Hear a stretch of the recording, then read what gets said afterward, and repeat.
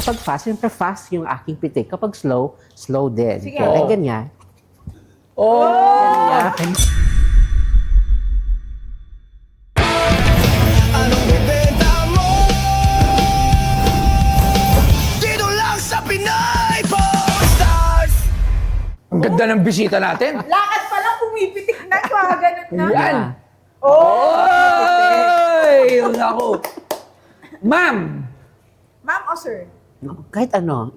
Okay, Ma'am or okay. sir? Ma'am. Okay na, Ma'am, okay. kasi, ma'am, ano pong pangalan nila? Ano pa, I'm Ian Mark, Kamangkang from Lake Cebu, South Cotabato. Lake Cebu, South Cotabato. Mindanao. Sa social media, anong pangalan mo? Ian Mark din. Ian Mark, Kulan, Kamangkang. Oh, yun din ang Pangalan. pa niya. So, Ma'am Mark, Sir Mark. Yes po. So, ano si Sir Mark before the viral videos na kumakalat? Ako po isang teacher. I'm handling tribal education na subjects. Ano pa? Tribal education. Tribe.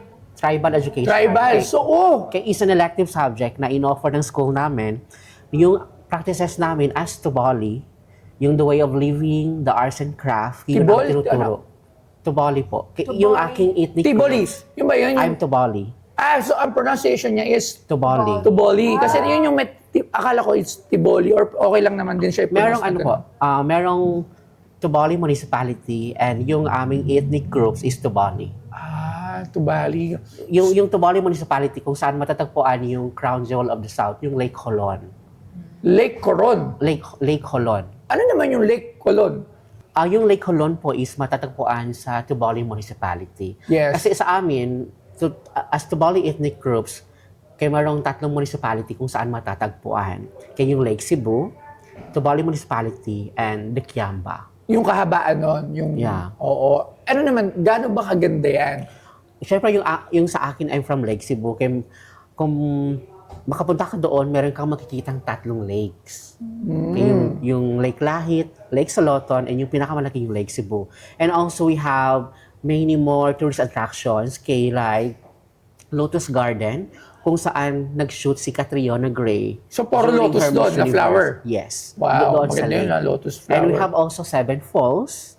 And meron din siyang zipline, pinakamataas na zipline in the Southeast Asia. Ayoko yun, natatakot ako doon. Natatakot ako doon. I-try mo kapag pumunta ka doon. Takot ako doon sa heights. Pero nakakatuwa kasi talagang yung Pilipinas siksik sa natural na yaman, Yes sa likas po. na, diba, katulad napakaswerte natin sa ating Hindi pa tayo bansa. nakapunta doon. Hindi pa tayo nakakapunta doon.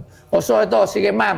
So you're a professional teacher at ang ganda ng subject mo kasi kayo yung bumubuhay ng mga ethnicity, ng mga tribes na Yeah. na syempre, yung iba hindi na yan recognize, yung iba hindi naman yan alam. Kumbaga, in a modern era, in a modern world ngayon, yung mga ethnic groups natin, hindi na yan masyadong nakikilala, nare-recognize, napapansin. So, napakaganda ng subject mo kasi you're giving yung mga lessons sa mga ethnic groups. And I hope na dumami pa yung mga katulad mo. Ganito lang muna, yung viral niyang video, panoorin mo lang, tingnan mo. Hindi, paggawa na lang natin kayo. Saan, saan ba yun? Di ba parang nasa pageant or content? Yung nasa stage ka. Actually, marami akong maraming viral na video. Yung naka-brown. Ay, yung naka-brown doon sa yun siya. Isang barangay ng Lake Cebu, kay Barangay Ned. Kaya inimenta ako as a tabulator. And Nag-talent ka po. bali lang, parang nag-intermission lang. Wow! Kasi Intermission. parang hindi nila palalampasin na makakita yung aking soft move and bitin kaya sumayaw ako. Ang galing. Pwede ba patingin nga yung mga pitik talent mo? Tingnan, pwede ko ba masampulan kami? Okay, sure. Acapella muna. Acapelang sayaw. Yan, yan. Sige. Yung una, yung soft moves. Go. Ganito. With pitik. Oh, wow. Galing mo, parang galing pa itong pumitik ka. Tapos ano pa yung next? Ano pa yung next? Tapos yung isang video ko yung trending din, kay yung trabaho kong long pitik, kay yung ganyan.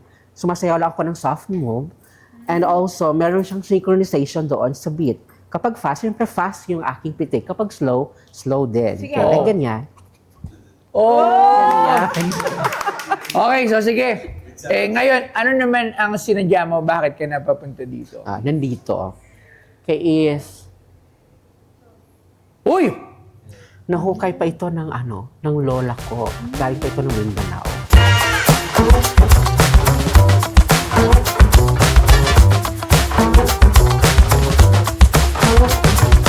Alam mo ba na ang Caracas ay isang uri ng pre-kolonyal na alahas sa Pilipinas?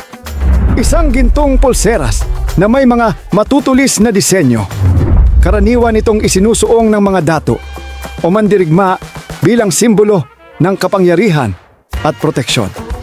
Ang Caracas at iba pang alahas sa pre-kolonyal na panahon ay may malalim na kultural at spiritual na kahulugan at nagsisilbing tanda ng katayuan at yaman ng may-ari. At ngayon, may nagbebenta sa PPS Stars ng pre-kolonyal na Caracas. Tingnan mo natin kung anong karat. Ready mo si Arman, ha? Okay, tingnan natin kung anong karat. Surprise. So, yan. Ang karat niya is 17 karat.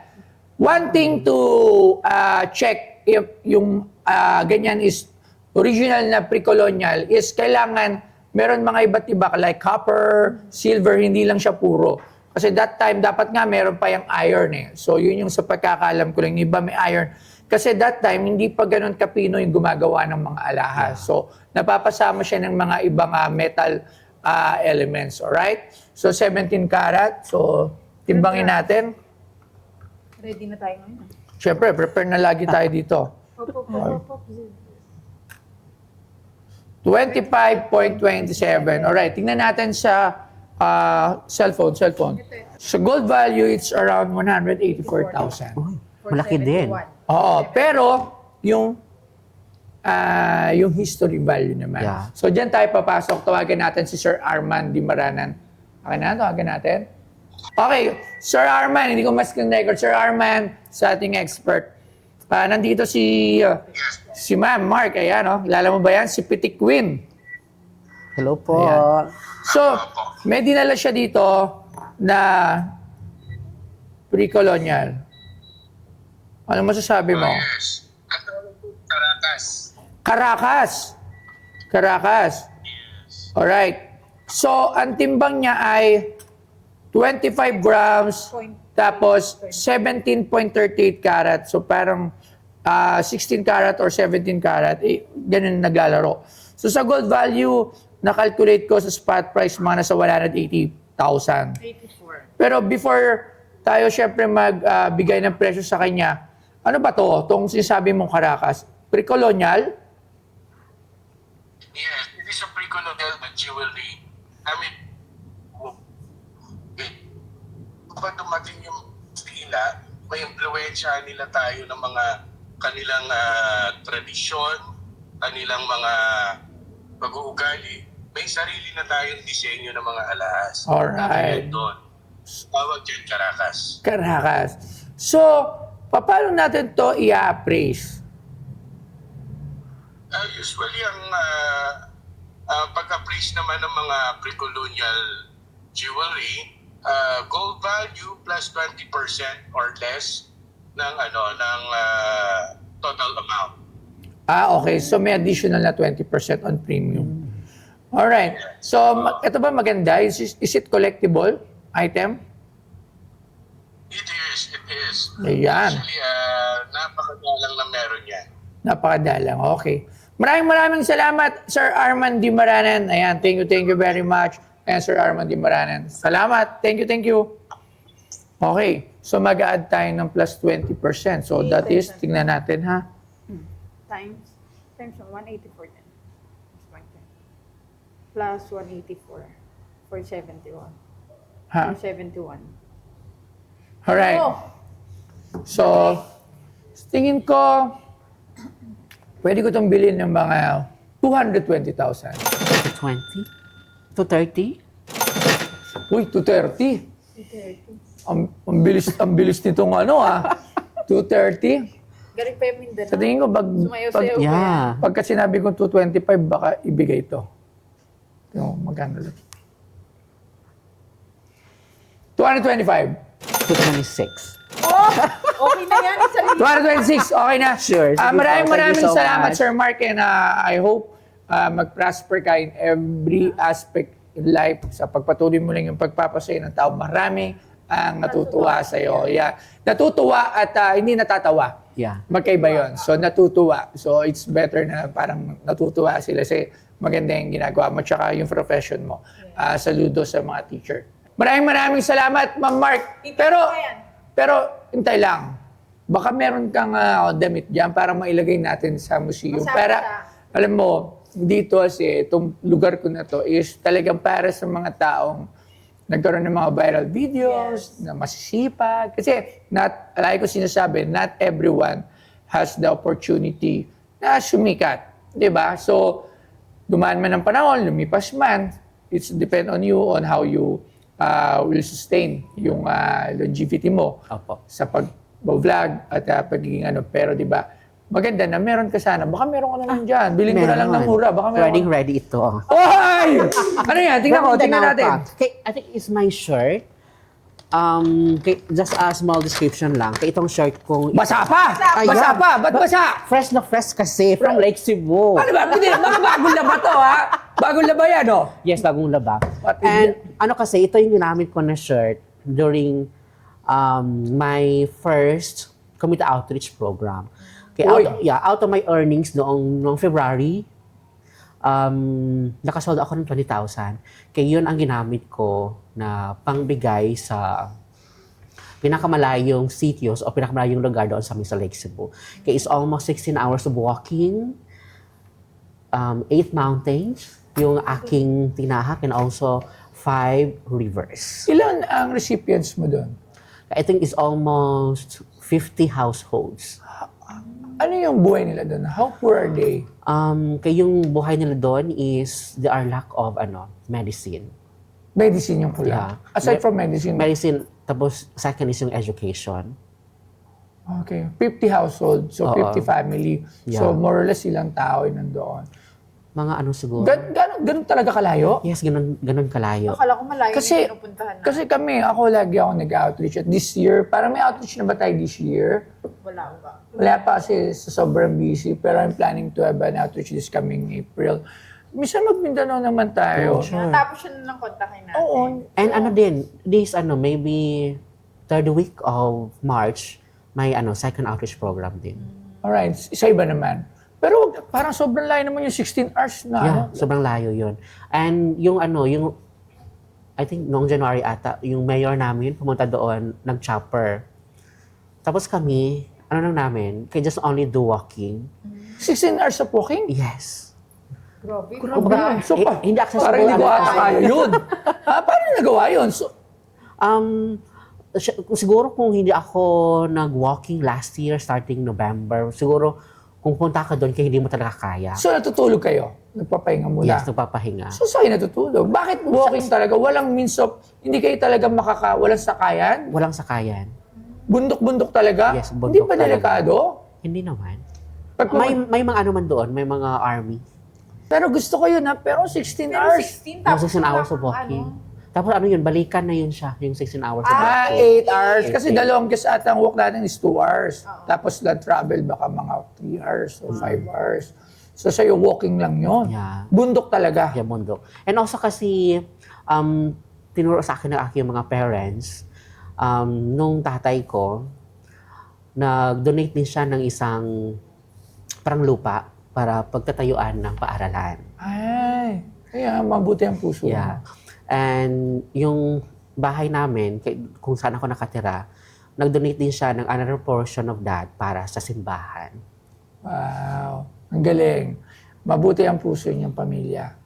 Dahil dyan, congratulations. And I hope dumami pa yung mga katulad mo. And I hope also na someday makababa ako doon. Sure At makasama tayo. We will work it out. Titingnan natin kung paano natin magagawa na makapunta tayo sa kanila. Kasi dami. May 7 falls. Yeah. 3 Maraming lakes. tourist spots. Daming bundok. So, wag na lang yung highest zipline. Wag na yun. Wag mo na isama yun. Hindi Uy, ka naman try sure. mo. Tapos sabay Wala, tayo. huwag mo na ako And sama then, doon. magpitik ako while riding. Sige. Okay. Pero lang. Sige, ito ba binibenta mo? Ano ba? Ibenta o hindi? Pwede mo makita. Oo nga, pwede mo pa pala pinapakita yung item. Pwede ka ito na lang. Magdo-donate na lang ako sa'yo. Sure po. Para sa second, Outreach bigyan na lang program. natin siya. Hindi ko na to bibilin. Basa pa Basa talaga. pa siya talaga. Saan mo ba yung outfit? Mukhang basa-basa po. Mamaya, Yeah, isampay basang-basa niya doon, siya. ha? Baka magkamoy kulog yan. Ha? And itong shirt ko na ito, maraming nagduduet. Kaya yung ganyan. Itong suot ko. Alright. Kaya ito. Oo nga. Paano niya mapipirmahan yan? Oo, Ay, Basa. kameraan, ay, oo. Tinan ko nga kung haba nung basa. Basa eh. Try natin. Meron bang blower? Sige, try natin. Tingnan natin. Gray pen. Okay, pirmahan ko. Magdodonate ako sa yung charity ng, okay lang ba 10,000 pesos? Ang laki na yan. Thank you so much. Kaya dahil Ha? dyan, meron kang 2 pitik. Okay, sige. Hindi, kasi hindi naman it's not for you eh. Yeah, it's for the community. It's for the community. So, hindi naman isang tao lang yun. Hindi lang 2 tao. Madami yun. So, sa ngayon, syempre, dami din natin yung tulungan. So, 10,000 pesos para dito Thank you so much. for your charity this coming March ba rin? Yeah, Diba? third week. And I hope lagi kang ligtas at Yeah. healthy kasi kailangan natin ng mga katulad mo. Ako kumuha ng pen. Saan na yung pera silver? Or gold? Ito. Ito. Sige. So, syempre, kailangan pirmahan mo to. Sana. Ito yung pitik queen. Ayan. Sige. Ay, Yun! sulatan.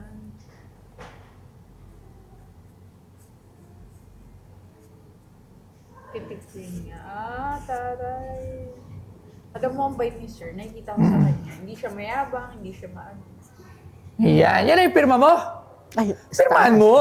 Title mo yan eh. Wala, may signature mo. At saka dito, March 3. Ayan. Part ka na dito sa Pinoy Pornstar Museum. 7-3. Ayan. Thank Maraming you. salamat sa'yo. And katulad nga sinabi ko, mag-ingat ka palagi. Alright? And keep yourself healthy. Yeah. Para marami ko mang matulungan. Okay? Thank you. At syempre, akin na to. Baka nakakalimutan. Okay? Akin na to. Bye-bye. Thank you. Okay, hello everyone. Okay, this is Iron Mark, Pitik Queen.